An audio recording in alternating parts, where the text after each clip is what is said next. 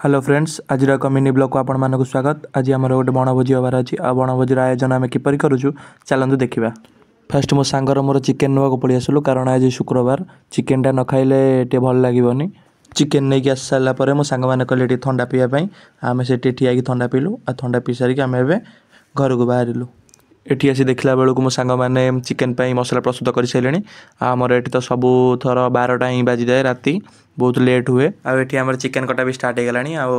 बड़ भाईटी आम बहुत बढ़िया चिकेन काटती। आपड़ जब फिस्ट करूँ कौटी ताला आमको कंटाक्ट करूँ ए भाई जाए चिकेन भी काटते आसवे। तापर आम चिकेन कषा प्रस्तुत हो जाता। चिकेन खायापी सब पिला मैंने बसी पड़ते आउ चिकेनटा भी बहुत बढ़िया टेस्ट होता। आम पापुन भाई बहुत बढ़िया रोषे भी करती। आपड़ जदि हाथ रंधा खाइबा चाहते तले कमेंट करूँ। तापर मो सांग मैंने सब सैड सॉन्ग शुणी कांदी पकड़ते भाई यहाँ पे क्या हो रहा भाई ये कहाँ फंस गया भाई मैं। तापर आम खाया पीवा भी सर जाइला। आठ भार जोरे वर्षा होची। आपण गाँव को कौन वर्षा होची कि नहीं कमेंट जनातु।